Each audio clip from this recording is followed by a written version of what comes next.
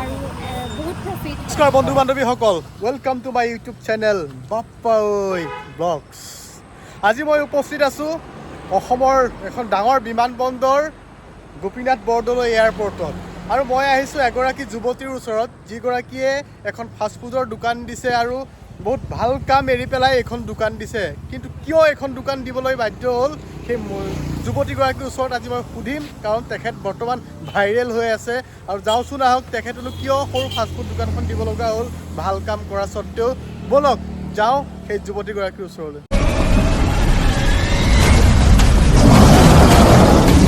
এইখনেই হ'ল সেইখন দোকান, যিখন দোকানৰ কথা মই আপোনালোকক কৈছিলোঁ। 20 টকাৰ পৰা ধৰি 30 টকাত আপোনালোকে বিভিন্ন ধৰণৰ ফাষ্টফুড পাব।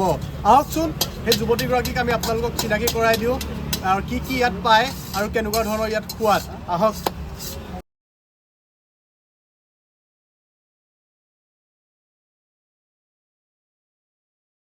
এইগৰাকী হ'ল সেইগৰাকী যুৱতীগৰাকীৰ মই পৰিচয় ল'ম, আৰু ইয়াত কি কি বনায় আৰু কিয় কৰিলে মই সকলো কথা শুনিম। প্ৰথমতে আমি আপোনাৰ নামটো কওকচোন।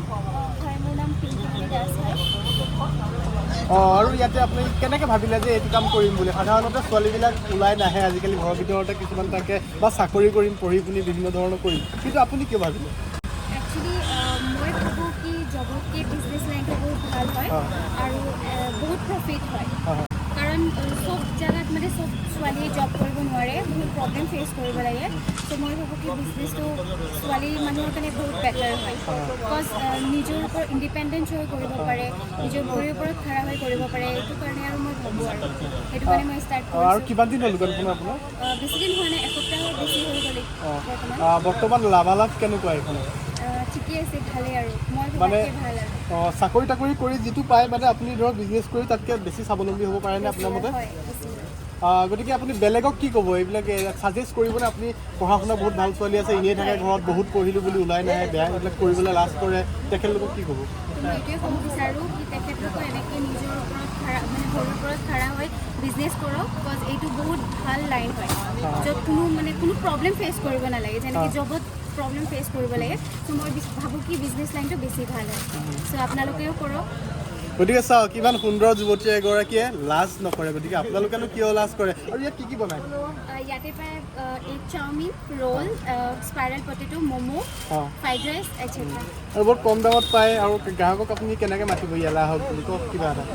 একচুৱেলি মাতিব নালাগে, যদি ভাল খোৱা বস্তু টেষ্টি হয় তো আহিয়ে যাব অট'মেটিক। কিন্তু মই খাই বহুত ধুনীয়া পাইছোঁ।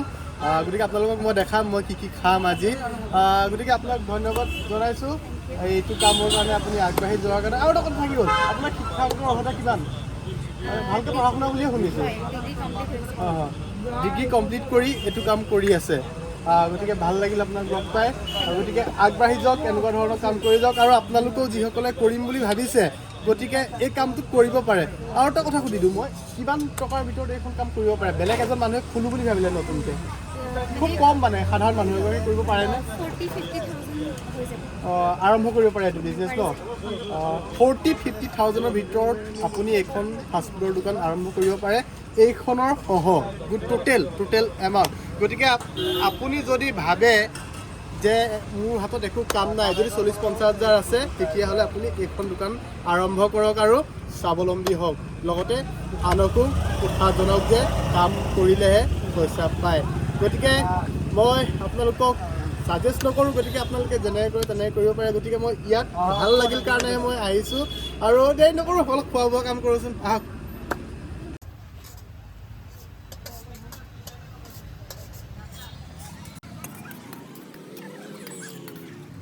এতিয়া মই খাই আছোঁ, দেখিছে। গতিকে বহুত কম দামত দিছে আৰু তামাম টেষ্টি, মানে মজা। বেলেগতকৈ বহুত সোৱাদ পাব আপোনালোকে। চাওকচোন, দোকানত বহুত বস্তু পায়। মই আৰু খাম ইয়াৰ পৰা, কাৰণ মোৰ সোৱাদ ভাল।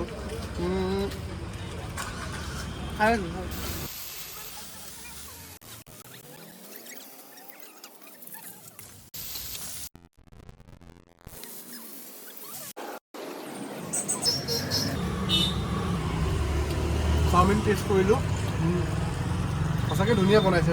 ইয়াত 20 টকাত খাইছোঁ মই ইয়াত। চাওক, ক'তো নাপায় আপুনি, মাত্ৰ ইয়াতহে পাব।